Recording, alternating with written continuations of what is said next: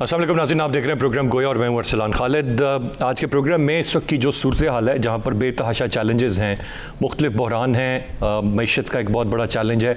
हम देख रहे हैं कि रवां हफ्ते हुकूमत को पेट्रोलियम प्राइसेस में मज़ीद इजाफा करना पड़ा और एक रिकॉर्ड सतह पर अब पेट्रोल की प्राइसेस इस वक्त पहुँच चुकी हैं।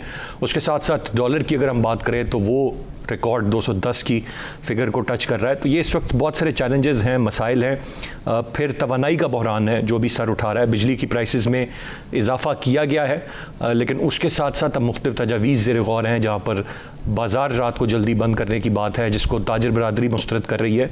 दीगर इकदाम हैं, शहर कायद के हवाले से एक फ़ैसला लिया भी गया कि रात 9 बजे बाज़ार बंद होंगे। उस पर भी किस हद तक ये चीज़ें नाफिजुल अमल हो पाएंगी या नहीं। यानी कि ओवरऑल कहा जाए तो बहुत सारे चैलेंजेस हैं जिनसे इस वक्त हम नबर्द आज़मा हैं, ये मौजूदा हुकूमत जिनको डील कर रही है।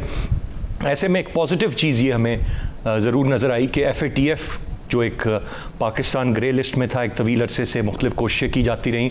पाकिस्तान तहरीक इंसाफ की हुकूमत की भी एक कोशिश थी कि शायद इस सारी सूरत हाल से बाहर निकल आएंगे, लेकिन ये मुमकिन नहीं हुआ। अब जाकर बिल आखिर ग्रे लिस्ट से पाकिस्तान बाहर आ गया है। लेकिन दिलचस्प बात यही है कि यहाँ पर भी एक दूसरे पर ब्लेम गेम और क्रेडिट शेयरिंग की बात है। जो जो चीज़ें ख़राब हो रही हैं उनका मलबा माजी की हुकूमत इस हुकूमत पर डाल रही है, जो जो चीज़ें अच्छी हो रही हैं उसका क्रेडिट लिया जा रहा है। FATF से निकलने का सेहरा शौकत तरीन साहब के मुताबिक हमाद अजहर साहब के साथ जाता है, जो साबिक़ा हुकूमत में एक वज़ीर थे।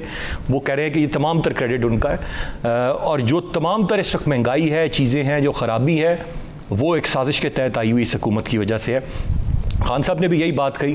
उन्होंने कहा हम भी यही चीज़ें फेस कर रहे थे, लेकिन हम बताते थे अवाम को कि हम आपको महंगाई से महफूज रख रहे हैं। ये जो इम्पोर्टेड हुकूमत आई है, साजिश के ज़रिए आई है, इसने अवाम की चीखें निकाल दी हैं, और इसी चीज़ को जवाज़ बनाते हुए उन्होंने अब एहतजाज की बात की है। तो अब साजिश के साथ साथ जो एक बयानिया खान साहब का था कि एक साजिश के तहत उन्हें निकाला गया, अब उस साजिश के साथ साथ उन्होंने इस बढ़ती हुई महंगाई और जो मैशत है इसको भी साथ ऐड ऑन करके मेरे ख्याल से अब वो कोई एक नई स्ट्रैटेजी की तरफ आएंगे, मामलात के सिमत में जाएंगे। इनको किस तरह से कंट्रोल किया जा सकता है, और क्या सिर्फ हर मामले पर सियासत होनी है।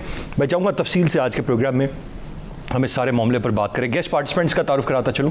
प्रोग्राम में हमें ज्वाइन कर रहे हैं नासिर बेग चुगताई साहब, सीनियर सहाफ़ी हैं, सीनियर तज्ज़ियाकार हैं। सर बहुत शुक्रिया आपके वक्त का। सलमान आबिद साहब हमें प्रोग्राम में ज्वाइन कर रहे हैं, सीनियर तज्ज़ियाकार हैं, और कमर चीमा साहब उनके साथ हमारे प्रोग्राम में मौजूद हैं, आप भी सीनियर तज्ज़ियाकार हैं। बेग साहब, गुफ्तगू का आगाज़ में आपसे करते हुए, इस वक्त सर हर चीज़ में मुश्किलात बढ़ती जा रही हैं। वज़ीर-ए-आज़म शहबाज शरीफ साहब कह रहे हैं कि आसान वक्त आएगा, चीज़ें बेहतरी की तरफ जाएंगी, लेकिन ये क्या महज सियासत है? ये एक आलमी मसला है। दुनिया ग्लोबल रिसेशन की बात कर रही है, 2008 के बाद एक बुरे तरीन रिसेशन की बात कर रही है। एनर्जी क्राइसिस पूरी दुनिया का है, पेट्रोल प्राइसेस का मामला दुनिया का है। ऐसे में या पाकिस्तान में सिर्फ क्या सियासत ही हो रही है, या इससे बढ़कर भी कुछ हो रहा है? मेरा ख्याल ये है कि बुरी सियासत हो रही है हमारे यहाँ, नेगेटिव सियासत हो रही है। सियासत कोई बुरी चीज़ नहीं होती। सियासत, politics is way of life. अब उसको आप पगडंडी पे ले जाएं, जंगल में ले जाएं, खाई में ले जाएं, वो आपकी अपनी मर्जी है। अच्छा, FATF की बता दूं आपको बात जी कि 2018 में हमको डाला गया था, और 2015 में निकले थे हम, 2018 में डाला गया, दोबारा डाला गया था। उसके बाद नवाज शरीफ हुकूमत ने भी कोशिश की, और फिर वाकई तहरीक इंसाफ की हुकूमत ने बहुत प्रेशर में हुकूमत में काम किया, खासा काम किया, क्योंकि उसके अलावा कोई रास्ता नहीं था। इसको मैं बनाऊँ IMF के मौजूदा मुआहदे से कि उसके बगैर कोई रास्ता नहीं था, और FATF के मुतालबात मंजूर किए बगैर कोई मुतालबा था उनका, हाफिज सईद से लेकर मौलवी सईद तक, वो सारे आपको मानने पड़े। मुकदमेबाजी अदालतों में किस तरह कार्रवाई होगी, मनी लॉन्ड्रिंग कैसे रोकेंगे आप, वो तो आपके माइन्यूट से पॉइंट तक गए। वो कभी 7 पॉइंट के 34 पॉइंट, मतलब 7 पॉइंट दे रहे हैं तो उनके 34 पॉइंट अलग हैं। तो इस तरह आपके साथ हुआ है। ये वजह ये थी कि हमारी जो खारजा पॉलिसी थी उसने सपोर्ट नहीं किया हमाद अजहर के काम को और हुकूमत के काम को, और बिल्कुल मखदूम साहब अपने घर में या हुजरे में बैठे रहे, दुआ करते रहे। वो दुआ से काम नहीं चला। जब अभी जो आप कह रहे हैं, पीपल्स पार्टी वाले कह रहे हैं, इसमें एक अगर आप चीज़ देखें तो बहुत इम्पॉर्टेंट है कि बिलावल भुट्टो ने ज़ाहिर काबीना की स्ट्रेटजी होगी, पहले अमेरिकियों से मुलाकात की, टोनी ब्लिंकन से मुलाकात की, फिर जर्मनी से मुलाकात की, फिर इटली से मुलाकात की, फिर उसके बाद यूएनओ गए, वहाँ कई सफ़ीरों से मुलाकात की। तो एक कैंपेन सी लग रही थी वो, और उसकी वजह यही लग रही थी हमें कि ज़ाहिर पैसे भी चाहिए हमको, और ये जब पैसे हमें जब मिलेंगे, जब FATF का मामला ख़त्म होगा और IMF से मुआहदा होगा, तो ये मेरा ख्याल सूरत हाल है।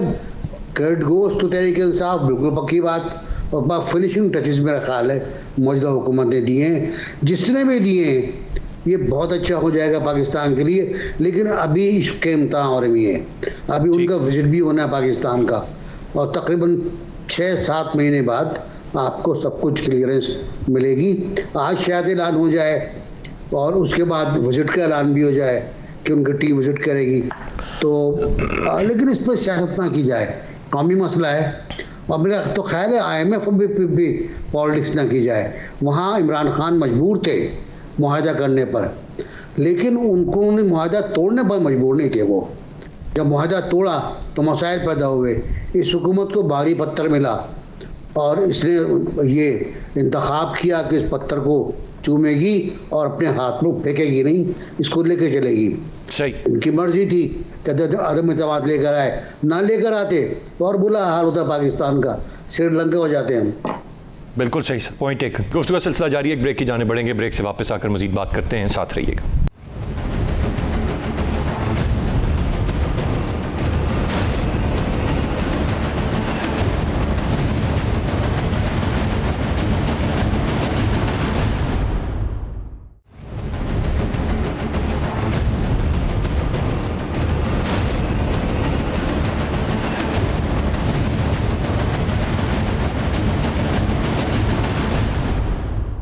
Welcome back. मैं सलमान आबिद साहब की जाने पड़ूंगा। सलमान आबिद साहब, आप कैसे देख रहे हैं इस वक्त? यकीनन एक बड़ी हवा, ताज़ा हवा का झोंका कह लें, एक पॉजिटिव चीज़ है, एक तवील अरसे तक FATF में होना, ग्रे लिस्ट में होना, फिर वहाँ से बाहर आ जाना। लेकिन ये जो इस वक्त सारा का सारा कोई चाह रहा है कि मुझे क्रेडिट मिल जाए, दूसरी जानिब ये कोशिश होती है हमारी, और यही हमारे मुल्क की अनफॉर्चुनेट सियासत है कि अच्छी चीज़ का क्रेडिट सब लेने के लिए तैयार है, और जहाँ कुछ बुरा हो रहा है वो अगर आपने भी किया उसका मलबा आप दूसरे पे डालते हैं। हर हुकूमत इसी तरह ही 70 साल में चल दी आई। देखिए, बदकिस्मती है कि पाकिस्तान की जो कौमी सियासत है वो ज़ाती मफादात पर मबनी सियासत का शिकार हो चुकी है। जो कौमी मसाइल हैं उसके ऊपर जो संजीदगी इख्तियार करनी चाहिए थी हुकूमत को और अपोजिशन को, वो तो हमें देखने को मिलती नहीं है, और एक पॉइंट स्कोरिंग की बुनियाद के ऊपर सब कुछ करने की कोशिश की जाती है। और हमने मईशत के मामले में सियासत को बुनियाद बना के कंप्रोमाइज़ कर लिया है, यानी अब मईशत को सेक्रीफाइस कर दें और अपनी सियासत को बालादस्त कर दें, चाहे उसमें आपको एक दूसरे पे लान तान करनी पड़े, एक दूसरे के ऊपर जो कुछ किया जा सकता है वो करें। यही FATF था जब पिछली हुकूमत इसके ऊपर इकदाम उठा रही थी, तो अपोजिशन जो आज की हुकूमत है, कल अपोजिशन में थी, वो सबसे ज्यादा इनके ऊपर पॉइंट स्कोरिंग करती थी। आज जिस वक्त वो निकलने की बात आ रही है तो फिर क्रेडिट लेने की बातें हो रही हैं। हालांकि ये क्रेडिट तो देखिए मसला किसी एक हुकूमत का या किसी एक जमात का नहीं है, मैं तो इसको एक रियासती कामयाबी समझता हूँ, क्योंकि काफी अरसे से पाकिस्तान के ऊपर एक FATF की तलवार लटक रही थी। लेकिन प्रॉब्लम यह है कि हमारे यहाँ जो संजीदगी चाहिए कौमी मामलात को डील करने के लिए, मईशत को डील करने के लिए, वो नहीं है। यानी एक तरफ आप कहते हैं कि हमें मिसाके मईशत करनी है, दूसरी तरफ आप कहते हैं कि इमरान खान एक फितना आदमी है, इसको खत्म करना बहुत जरूरी है। उधर से इमरान खान साहब कहते हैं कि इस अपोजिशन को खत्म, इस हुकूमत को खत्म करना जरूरी है। तो दोनों एक दूसरे के अंदर, यानी जो सियासत के अंदर शिद्दत पसंदी है एक दूसरे के ऊपर, वो इतनी गालिब हो चुकी है कि उसमें से मफाहमत का रास्ता बंद किया हुआ है, उसमें से डायलॉग बातचीत का रास्ता बंद हुआ हुआ है, और उसमें से जो जिन मामलात के ऊपर हमें मफाहमत करनी चाहिए थी, मईशत जैसे मामलात पे, उस पर कोई मफाहमत होती भी नजर नहीं आ रही, सिर्फ सियासी स्लोगन्स हैं। तो मैं ये समझता हूँ कि बुनियादी तौर पे इस वक्त हमारी जो सियासत है मजमूई तौर पे, वो किसी सियासी फ्रेमवर्क में, जमहूरी फ्रेमवर्क में या कोई कॉन्स्टिट्यूशनल फ्रेमवर्क में नहीं ऑपरेट हो रही। वो हर जमात के अंदर जो लोग, जिन लोगों ने सियासी जमातों को कब्जा किया हुआ है, वो अपने अपने मफादाती फ्रेमवर्क के अंदर चीज़ों को देखने की कोशिश कर रहे हैं, और अपने से बाहर निकल के वो एक लार्जर पर्सपेक्टिव जो है वो देखने के लिए तैयार नहीं है। यही वजह है कि हमारे मामलात जो है वो बंद गली में जाते जा रहे हैं। सलमान आबिद साहब, एक बयानिया जो पाकिस्तान तहरीक इंसाफ ने अपना लिया हुआ है, जो एक बहुत एक्सट्रीम का बयानिया है, उसके बाद तो बैठना और मफाहमत की बात ही नहीं रहती। उन्होंने तो बिल्कुल ये कह दिया ना खान साहब ने कि ये चोर हैं, डाकू हैं, लुटेरे हैं। इसके बाद तो इस एक्सट्रीम तक जा चुके हैं कि बैठना और बात करना उनके बयानिए की वजह से नामुमकिन हो गया। देखिए बात यह है कि जो इमरान खान का बयानिया है, यही तो बयानिया PMLN का भी है। वो तो उनको चोर कहते हैं, इमरान खान को भी चोर कहते हैं, वो उनको चोर कहते हैं। दोनों ने एक ही नैरेटिव उठाया हुआ ना, सिर्फ एक ने तो बयानिया नहीं उठाया हुआ। दोनों का बयानिया ये है कि दोनों एक दूसरे के अंदर सियासी दुश्मनी के अंदर चले गए, दोनों एक दूसरे के वजूद को बर्दाश्त करने के लिए तैयार नहीं है। आप शहबाज शरीफ साहब मफाहमत की बात करें, मरियम नवाज गालियां निकालती हैं, राना सनाउल्लाह गालियां निकालते हैं, ठीक है ना, फजलुर रहमान साहब गालियां निकालते हैं। तो मफाहमत का जो मामला है वो किसी एक तरफ यकतरफा तो नहीं है, दोनों तरफ से चीजें खराब हुई है ना। आपको याद होगा जब 2018 में इमरान खान की हुकूमत बनी थी तो फजलुर रहमान साहब कहते थे कि इस असेंबली में जाने नहीं चाहिए, वो तो फौरी तौर पे असेंबली गिराना चाहते थे, वो तो फौरी तौर पे इमरान खान के खिलाफ लॉन्ग मार्च लेके निकल पड़े थे। तो ये कहना कि जी सिर्फ इमरान खान का बयानिया है, भाई नहीं, मैं ये कदर नहीं कह रहा हूं कि बयानिया उनका सिर्फ है और दूसरों का नहीं है, लेकिन ये सर दोनों तरफ की जो इंतहा की अदम बर्दाश्त है, ये दोनों तरफ की है। नुकसान तो इससे मुल्क का हो रहा है ना सर। मैं ये तो कह रहा हूं कि दोनों तरफ की जो सियासी शिद्दत पसंदी है उसने पाकिस्तानी सियासत को यरगमाल बना दिया है। उसने पाकिस्तानी सियासत के अंदर दरवाजे बंद कर दिए हैं। वो आगे निकल के आगे लेके जाने की बजाय हमें पीछे की तरफ धकेल रहे हैं। उसमें हुकूमत भी शामिल है, उसमें अपोजिशन भी शामिल है, दोनों के दोनों फरीक शामिल है। और जो ये रजीम चेंज हुआ इसने हमारे मसाइल और ज्यादा बढ़ा दिए हैं। वो जो कहा जा रहा था कि तजर्बाकार हुकूमत आएगी तो पता नहीं क्या क्या कुछ करेगी, वो सारा तजर्बा निकल गया ना। अब हम देख रहे हैं वो तजर्बा कहां पर है, किसके पास क्या चीजें देने के लिए, किसी के पास कुछ देने के लिए नहीं है। मिफ्ता इस्माइल साहब कह रहे हैं अगले 5-6 महीनों में हमारे पास कोई ऑप्शन नहीं है कि हम लोगों को रिलीफ दे सकेंगे। तो ये हमें देखना पड़ेगा कि हमारा जो फ्रेमवर्क है वो बुनियादी तौर पे एक पर्सनल बेस्ड पॉलिटिक्स के साथ चल रहा है ना। उसमें नेशनल इंटरेस्ट कहां से आ गया, लोगों का मफाद कहां से आ गया, ये सारी पर्सनल बेस्ड पॉलिटिक्स हो रही है पाकिस्तान के अंदर इस वक्त। बिल्कुल सही। कमर चीमा साहब, मैं आपसे जानना चाहूँगा, गो के सियासत जारी रहती है जमहूरियत में, हर सियासी जमात अपनी अपनी सियासत करती है, अपनी सियासी पॉइंट स्कोरिंग करती है, पर ख़ास तौर पर सर ये जितने क्राइसिस से इस वक्त हम डील कर रहे हैं और ग्लोबल रिसेशन की बातें हैं, ऐसे में मुल्क इस तरह की अदम बर्दाश्त का मुतहम्मिल हो सकता है या ऐसे में यूनिटी की ज़रूरत है, हमें कम से कम कुछ चीज़ों पर साथ चलने की ज़रूरत है ताकि बेहतरी लाई जा सके? बहुत शुक्रिया अरसलान साहब। देखिए, पहली बात तो यह है कि जिस तरह हम अपनी कौम को पिछले 75 साल इस चीज़ पे तैयार करते रहे कि भारत के खिलाफ दिफा में इकट्ठे होना है, इसी तरह, और ये कौमी सलामती का मसला है, मेरा ख्याल है आज इक्तिसादियात को बचाना, पाकिस्तान के मुआशरती ढांचे को बचाना, पाकिस्तान के सोशल कॉन्ट्रैक्ट को बचाना और इकनॉमिक रिवाइवल जो है, ये भी उसी तरह एक नेशनल सिक्योरिटी इशू है।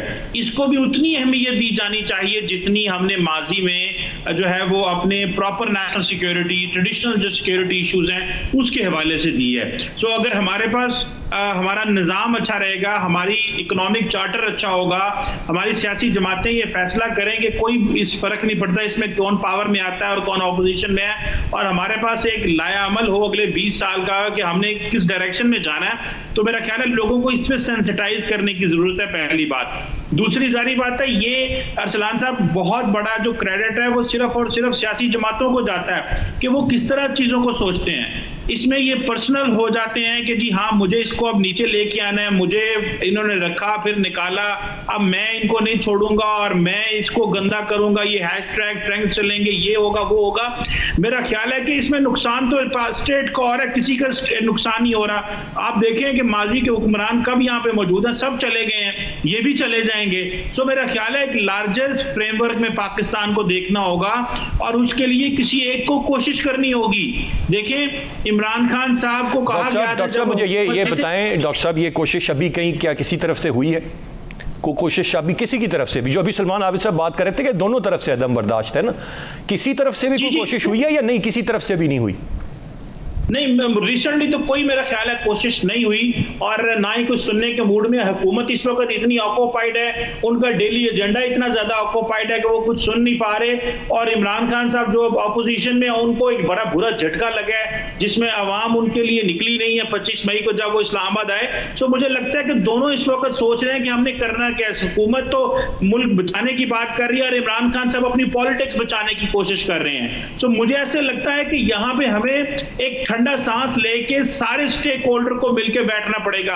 एस्टैब्लिशमेंट इटसेल्फ उसके ऊपर क्वेश्चन मार्क लगा है और अवाम का एक बड़ा हिस्सा बातें कर रहा है। सो लगता यह है कि ये आगे आना पड़ेगा और हुकूमत को ही इस पे एक्शन लेना पड़ेगा और रिक्वेस्ट करनी पड़ेगी इमरान खान साहब से कि आए बैठे। लेकिन इमरान खान साहब की सियासत क्योंकि इस चीज पे जिंदा है कि अगर मैं तकसीम करूंगा, डिवाइड करूंगा, मैं बात नहीं करूंगा, मैं इनके साथ इंगेज नहीं होऊंगा, तो मैं साफ क्लीन पॉलिटिशियन के तौर पे नजर आऊंगा, तो मेरा ख्याल है उससे इमरान खान साहब को तो बहुत फायदा होगा, लेकिन शायद कि स्टेट को नुकसान हो जाएगा। सो यहाँ पे इकोनॉमिक चार्टर की जरूरत है, नेशनल इंटीग्रेशन की जरूरत है, नेशनल यूनिटी की गवर्नमेंट जरूरत है। अदरवाइज हमारी जो आउटलुक है वो कोई इतनी मुनासिब नहीं है, ना फाइनेंशियली, ना पॉलिटिकल स्टेबलाइजेशन की तरफ से, ना कोई फॉरेन डायरेक्ट इन्वेस्टमेंट बड़े पैमाने पे पाकिस्तान में आई है। सीपैक के हम डिविडेंड्स उस तरह नहीं ले सके जिस तरह हमने सीपैक को मार्केट किया और लोगों को बताया कि ये दिन रात ये क्या कर देगा। बलूचिस्तान के लोगों से पूछे वो इससे कितने उनकी जिंदगियों में कितनी तब्दीलियां आई हैं। तो उम्मीद की जरूरत है, और उम्मीद जारी बात है वो लीडरशिप ही दे सकती है। रात को टीवी पे आके लड़ने से लोगों को इकट्ठा नहीं किया जा सकता। गुफ्तगू का सिलसिला जारी, एक ब्रेक की जाने बढ़ेंगे, ब्रेक से वापस आकर मजीद बात करते हैं, साथ रहिएगा।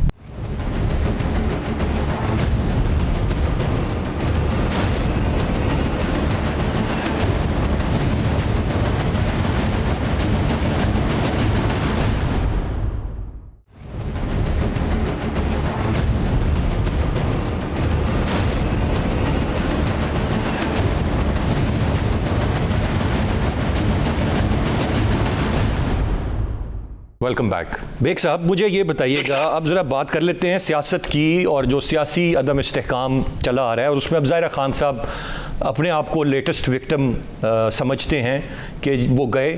सर, ये क्या अजीब मामला है कि जो है वो फ़ौज पे तनकीद करेगा, कोई फ़ौज के अफसरों के नाम लेगा, कोई ट्रेंड चलाएगा, अगर कोई न्यूट्रल हो गया है तो उसको कहेगा न्यूट्रल नहीं रहो, अगर न्यूट्रल नहीं है तो उसका गिला करेगा। तो ये क्या हमने एक सिलसिला क्या बना लिया है जिस तरह से जो ये मामला चल रहे हैं? चौधरी परवेज़ इलाही साहब बहुत बड़े नाम है, उन्होंने आपका सवाल का जवाब दिया था कि इमरान खान इसलिए नाराज़ हैं फ़ौज से कि फ़ौज ने उनकी नैपीज़ बदलना छोड़ दी हैं। ये उनका इंटरव्यू ऑन एयर है कि फ़ौज उनकी नैपीज़ बदलती थी, नैपीज़ बदलना छोड़ दिए। लेकिन जो कुछ पिछले दिनों में हुआ है वो बहुत ख़तरनाक इसलिए है कि आपने उन इदारों को कंप्रोमाइज़ करने की कोशिश की है जो आपके नेशनल सिक्योरिटी के इदारे हैं। इनसे लड़ाई रहती है हमारी, इनसे जंग रहती है, हम लड़ते रहते हैं माशाल्लाह में, इनसे लड़ते रहे, हम इनके ख़िलाफ़ काम करते रहे। कोई ये फ़खरुद्दीन को बात नहीं कर सकता कि उसने इतनी बड़ी जिद्दोजहद की जितनी सहाफ़ियों ने की है माशाल्लाह के ख़िलाफ़। तो मैं ये अर्ज़ कर रहा था कि उसके मौके के ऊपर ये बात करना कि साहब आप कौन होते हैं बात करने वाले, आप अपनी राय दे सकते हैं, फ़ौज की अपनी राय हो सकती है। अब मेरा सवाल ये है कि अगर फ़ौज ये राय देती है कि हिंदुस्तान अटैक करने वाला है, तो क्या आप उससे ये कहेंगे कि पहले सुप्रीम कोर्ट जाइए, उससे पूछ के आइए कि हमला होने वाला है? इंतहाई बचकानापन है। जिन्होंने पाला, जिन्होंने पोसा, जिन्होंने बरसों तक इनको इनक्यूबेटर में रखा, उनके खिलाफ बातें कर रहे हैं। बहुत से लोग करते हैं, हर सियासतदान जब आता है उस नर्सरी से तो यही बात करता है। जहाँ अभी चिपसा बहुत अच्छी बात कही कि हमें करना क्या चाहिए, मिसाक़ मईशत हमें करना चाहिए, हमें मिसाक़ सियासत भी करना चाहिए, हमें मिसाक़ हुक्मरानी भी करना चाहिए। मिसाक़ मईशत की बात हुई थी, कहने लगे नारों मांग रहे हैं। बिलावल भुट्टो ने कहा था कोरोना में आप हमको लीड करें, हम आपके बीच चलने को तैयार हैं, कहने लगे एनआरओ मांग रहे हैं। पार्लियामेंट में आने को तैयार नहीं होते थे, पार्लियामेंट को धुतकार हवा एक उज़ू समझते थे, उज़ू मौत समझते थे। जो हुकूमत पार्लियामेंट को कबूल ना करे, तस्लीम ना करे, पहले भी नहीं किया था इन्होंने, जो पिछली पार्लियामेंट थी उसको भी नहीं किया था, इस पार्लियामेंट को भी, अपनी पार्लियामेंट को, जिसने इनको टोने टोटकों के जरिए कहते थे ऑपोजिशन बात नहीं करने देती मुझे, मैं क्या कर रहा हूँ पार्लियामेंट में। जी, ऑपोजिशन कहते थे बात नहीं करने देती, शोर डालते हैं, क्या करूं पार्लियामेंट में आके? खान साहब कहते तो बात करें ना, बैठे ऑपोजिशन के अंदर, दुनिया भर में होता है, इंडिया में नहीं होता क्या? इंडिया में नहीं होता, कहाँ नहीं होता? हांगकांग की पार्लियामेंट देखे, वहाँ तो मारपीट होती है। वहाँ जो हमारे पंजाब असेंबली में हुआ वो आमतौर से होता है। तो बात ये नहीं है, इसका मतलब ये आप पार्लियामेंट छोड़ देंगे। और अब पार्लियामेंट छोड़ के क्या क्या कर रहे हैं आप? जद्दोजहद पार्लियामेंट के अंदर होती है, वापस जाएं यार, इस्तीफे वापस ले, पहले भी वापस लिए थे, तनख्वाहों के साथ वापस लिए थे, अभी वापस ले सकते हैं आप इस्तीफे। तो सियासत जो है वो ख्वार नहीं होनी चाहिए। हम लोग जिस तरह बात करते हैं सियासत की, हम कहते हैं गाली है, ये गाली नहीं है, ये बॉडी पॉलिटिक्स का मसला नहीं है। ये मसला मुल्क को चलाने का है, हुक्मरानी करने का है, अच्छी हुक्मरानी करने का है। हमारे यहाँ आज तक जो भी अच्छा हुक्मरान आया उसको आपने फारिग कर दिया, किसी को फांसी दे दिया आपने, किसी को घर भेज दिया, कोई हकामे पे चला गया, कोई किसी और चीज़ पर चला गया, एक को आपने खड़ा कर दिया कोर्ट में, ये खड़े हो जाओ आप till rising of the court, और कहा तो डिस्क्वालीफाई हो गया। इस मुल्क में तो ये हुआ है, मौलवी तमीजुद्दीन खान से लेकर आज तक इस मुल्क के साथ हुआ क्या है बिगाड़ के सिवा। इसको ठीक करना पड़ेगा, इसको बहुत ठंडे दिल से ठीक करना पड़ेगा। और इसका वाहिद तरीका ये है कि सारे stakeholder including social society सब मिल के बैठे बात करें। और जब मैं ये कहता हूँ ग्रैंड डायलॉग जब कहते हैं, प्राइम मिनिस्टर साहब हमारे बेचारे घूमते रहते हैं हर तरफ, तो वो ये दरअसल यही कह रहे होते हैं कि सारे स्टेक होल्डर आके बैठे और एक बार तय कर लें कि देखिए एक एपीसी हुई थी अय्यूब खान के आखिरी दौर में, उस एपीसी का नतीजा आज पाकिस्तान है। उन्हें ये भी गया था, उसी ने बनाया, फिर उसके बाद भुट्टो साहब ने आइन दिया इस मुल्क को। प्रोसेस में चलना चाहिए, प्रोसेस में। वो हम नहीं चल रहे, ना चलना चाहते। वो चोर है, वो डाकू है, वो रफंगा है, वो मनी लॉन्ड्रिंग कर रहा है। अब तो इमरान खान पे केस बनने वाले हैं, उन्हें कैसे रोकेंगे आप? सही कह रहे हैं बिल्कुल सर, ये तो एक रियलिटी है। मैं सलमान आबिद साहब आपसे जानना चाहूँगा, इतवार की कॉल है अब खान साहब की दोबारा, अब इस पे मुख्तलिफ राय हो सकती है कि 25 मई वाली उनकी कॉल फ्लॉप थी या नहीं थी, या कहाँ से फ्लॉप थी और कहाँ से सक्सेसफुल थी।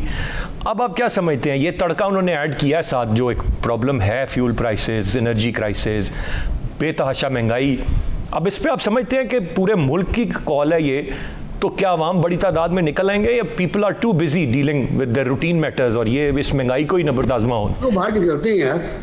देखिए मेरा ख्याल है कि इमरान खान की जो पॉपुलैरिटी है उस पर तो कोई डाउट नहीं है जी। और ये क्योंकि कोई इस्लामाबाद में तो कॉल है नहीं, हर एक को कहा गया कि अपने अपने शहरों में डिमॉन्स्ट्रेट करें। तो मुझे लगता है कि ये रैली, इनकी रैलियां तो लोकल सतह पे हो जाएंगी, बड़ी रैलियां होंगी, एक बड़ा दबाव हुकूमत के ऊपर डलेगा और हर अपोजिशन जो है वो ये अरबा इख्तियार करती है, महंगाई को बुनियाद बना के हुकूमत को टफ टाइम देती है, तो ये तो हो जाएगा, इसका कोई बड़ा मसला नहीं। लेकिन इससे कोई बड़ा सियासी बुरहान तो नहीं पैदा होगा हुकूमत के लिए। हुकूमत को तो कोई बहुत बड़ा, जैसे कहते हैं कि ज़रूरत नहीं लगेगी कि शोर मचाना एक अपोजिशन का हक है, उनका डेमोक्रेटिक राइट है कि वो रैलियां निकालें, जलसा कर लें, जुलूस निकाल लें, एहतजाज कर लें, ये तो कोई चीज़ है।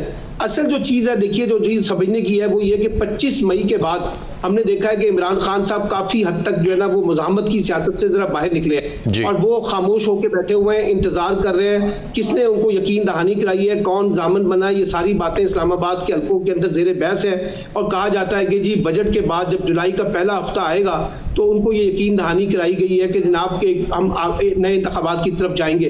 तो देखना ये है कि क्या ये देखिए ये जो एहतजाज है इससे तो हुकूमत तब्दील होने वाली नहीं है। नहीं, लेकिन सलमान आबिद साहब यकीन दहानी वाले तो सारे नंबर ही उन्होंने ब्लॉक कर दिए हुए हैं, तो फिर कौन यकीन दहानी करा रहे हैं? नहीं, वो यकीन दहानी वाले जो है ना वो उनसे मुसलसल और वो मुसलसल राब्तों के अंदर है। शाह महमूद कुरैशी है और परवेज खटक साहब है, राब्तों में है, तभी तो इमरान खान ने खामोशी इख्तियार की है ना। ये कोई डर वगैरह वाली बात नहीं है, यानी कि इस वक्त जो सूरत हाल ये है। अच्छा नहीं सलमान आबिद साहब, मुझे ये बताएं, अब ये दो चीज़ें हो सकती हैं, इसको ज़रा एनालाइज कर। खान साहब ने अपनी स्ट्रैटेजी किसी यकीन दहानी की बुनियाद पर चेंज की है या जो शो पुटअप हुआ 25 मई को उसको देखते हुए की है? सर ये दो मुख्तलिफ चीज़ें हो सकती हैं, आप किस मेरा ख्याल है कि जो 25 मई को इमरान खान साहब ने जिस उजलत के साथ वो जो पोस्टपोन किया था अपना लॉन्ग मार्च, वो किसी सियासी तनाई में नहीं हुआ। उनको कुछ ना कुछ लोग मिले थे, उनको यकीन दहानी कराई गई थी। यही वजह है कि इमरान खान साहब अब नई कॉल नहीं दे रहे उस तरह की लॉन्ग मार्च की या जो धरना देने वाली बातें नहीं कर रहे हैं। तो ये देखेंगे कि इस्लाम जो फर्स्ट वीक ऑफ जुलाई है जिसके बारे में खबरें चल रही हैं, क्या उसमें कोई बड़ी पेशरफ्त होती है निगरान हुकूमत के हवाले से? अगर नहीं होती है तो इमरान खान साहब शायद उस तरह की कॉल फिर नहीं दे सकेंगे जिस किस्म की कॉल वो कह रहे थे कि जैसे माजी में कहते रहे। बाकी एहतजाज करना उनका हक है, लेकिन मैं आपको ये बताऊं इस वक्त पाकिस्तान जहां खड़ा है ना, यहाँ ये इस हुकूमत के पास इस वक्त जो है ना सियासी तौर पे ना माशी तौर पे मामला हैंडल हो सकेंगे, क्योंकि हुकूमत के पास मैंडेट कोई लार्जर नहीं है। जो भी मालियाती इदारे आपके साथ राब्ता करेंगे, आपकी मदद करना चाहते हैं, वो ये चाहते हैं कि आपके पास एक लार्जर मैंडेट हो, बड़ा वाज़े मैंडेट हो, सलमान आबिद साहब, वो तो फिर इलेक्शन से मुमकिन है ना, लेकिन मैंडेट तो फिर किसके पास आएगा, किसके पास नहीं, ये तो अलग बात है। बट जो निगरान सेटअप रहेगा वो 3-4 महीने वो कहां से फिर मामलात को चलाएगा? असल तो मामला ही ये आके नई हुकूमत ही करेगी। मैं इसलिए कह रहा हूं कि इंतखाबात ही नागुज़ीर है, इंतखाबात ही की सर पॉइंट आ गया। मैं जरा चीमा साहब की जानिब पढ़ूंगा। ठीक है, इंतखाबात ना गुजरे हैं। चीमा साहब, दो ज़ाविये हैं देखने के। एक तरफ तो जो बात सलमान आबिद साहब ने की, दूसरी तरफ तो ये है कि वो शायद उनका शो इतना सक्सेसफुल नहीं था। कुछ लोगों ने ये कहा कि उन तक ये पैगाम पहुंचाया गया कि भाई इतनी कोई तादाद नहीं है आपके पास अवाम की कि कोई आपके मुतालबात माने जाएं, लिहाजा आप वापसी का रुख करें। और अब बहुत सारे लोगों का ये मानना है कि वो जो अर्ली इलेक्शंस, फॉरेन इलेक्शंस वाली जो बात थी वो भी दम तोड़ती जा रही है, और खान साहब ने जो मोमेंटम बिल्टअप किया था वो भी टूट चुका है। अब नए सिरे से वो कोई मोमेंटम इस एतवार से बिल्टअप करने की कोशिश कर रहे हैं। आपकी क्या राय होगी सर प्रिसाइजली? देखिए, मैं समझता हूँ कि इमरान खान साहब के पास वो कोई मोमेंटम तो कोई नहीं है। देखिए, जब लीडरशिप को रात को 9 बजे की कॉल देनी पड़े कि आए प्रोटेस्ट करें, मेरा साथ दें रात को 9 बजे, और मैं 10 बजे खिताब करूंगा, तो इसका मतलब यह है कि there is some serious problem. वरना तो चीमा साहब, रातें तो अप्रैल से बाद से ही पाकिस्तान में इंपॉर्टेंट हो गई हैं। कोई भी मामला हो, पेट्रोल की अभी हालिया कीमत आपने नहीं देखा रात के किस पैर जाके उसका नोटिफिकेशन दिन सारा में बताया गया, मुस्तरद हो गई है सब। वो तो जानबूझ के किया गया था। जी, ये सब कुछ ही जानबूझ के हो रहा है ना बेग साहब, मैं यही तो कह रहा हूँ, रातें इंपॉर्टेंट हो गई। जी सर। तो अब वो रात को 9 बजे इमरान खान को कॉल देनी पड़ रही है, तो इससे पता चलता है कि कितनी को पॉपुलैरिटी और क्या है वो, कि इमरान खान साहब इसमें कोई शक नहीं बहुत पॉपुलर लीडर हैं। मैं एक बात यहाँ पे करना चाहता हूँ। पहली बात मुझे ये बताएं कि हम ये क्यों नहीं समझते और मानते कि पार्लियामेंट को मुद्दत पूरी करनी है। हम ये क्यों समझते हैं कि एक लीडर को ही उसकी मुद्दत पूरी होनी चाहिए? भाई, पार्लियामेंट इंटैक्ट है और पार्लियामेंट अपना टेन्योर पूरा कर रही है, कॉन्स्टिट्यूशन के मुताबिक चीजें हो रही हैं। 2 वोटों से क्या हुकूमत नहीं है? क्या वो प्राइम मिनिस्टर इलीगल है, अनकॉन्स्टिट्यूशनल प्राइम मिनिस्टर है? ये हम क्यों कहते हैं? क्या इमरान खान साहब के पास जो मैंडेट आया वो कोई खुद लेके आए थे? जिस तरह उनकी सपोर्ट की गई, जिस तरह वो बनाया गया था, वो तो अकेले हुकूमत नहीं बना सकते थे। तो हमें पार्लियामेंट की मुद्दत पूरी करनी है, और दुनिया आपकी पार्लियामेंट से इंगेज करती है। जब FATF कहता था या IMF कहता था तो कानून पास करवा के लाएं, तो वो ये नहीं कहते थे PTI से पास करवाएं, वो कहते थे जाएं। वो ऑर्डिनेंस में नहीं मानते, वो कहते हैं जाएं पार्लियामेंट से पास करवा के लाएं। तो इसका मतलब ये है कि हमें इस चीज को समझना है कि यहाँ पे पॉलिटिकल पार्टीज या एक लीडर को इतनी अहमियत ना दें, सिस्टम को अहमियत दें। हम सिस्टम को कमजोर रखना चाहते हैं, लीडर को मजबूत करना चाहते हैं, और कहते हैं लीडर बाहर चला गया तो अब इंतखाबात होने चाहिए। और आखिरी बात, पाकिस्तान में ये जो केयर टेकर सेटअप है, ये पाकिस्तान जैसे फ्रेजाइल एक मुल्क के अंदर जहां पे इकोनॉमी की हालत आपके सामने है, ये इंतहाई नामुनासिब चीज है। आप देखें कि जब 3 महीने का केयर टेकर सेटअप आएगा, आपकी इकोनॉमी की सूरत हाल और बुरी होगी। ना उनके पास प्रॉपर इलेक्शन कराने का मैंडेट होता है, वो कुछ भी उनके कंट्रोल में नहीं होता। सिर्फ उस वक्त एक एलीट होती है जो 3 महीने के लिए मुल्क को एंजॉय कर रही होती है, ना वो लॉन्ग टर्म फैसले कर सकते हैं। तो इसके ऊपर भी कभी बहस करके सारे सियासतदान जोन सी भी पार्टी इलेक्शन जीते वही जाके इलेक्शन करवाए आखिर में, ना कि आप केयर टेकर सेटअप लेके आए। वो जो और पंजाबी कहते हैं रहता कि सही कसाओ भाषण दे पठाओ भाषण दे मुल्क दा। तो मेरा ख्याल है कि ये हमें पार्लियामेंट को मुद्दत पूरी करनी चाहिए। पॉइंट वेल टेकन चीमा साहब, point well taken. I am exceeding the time limit. तीनों रिस्पेक्टेबल गेस्ट का बहुत शुक्रिया। आज के प्रोग्राम से इतने। अरसलान खालिद को इजाजत दीजिए, अल्लाह ने के बाद।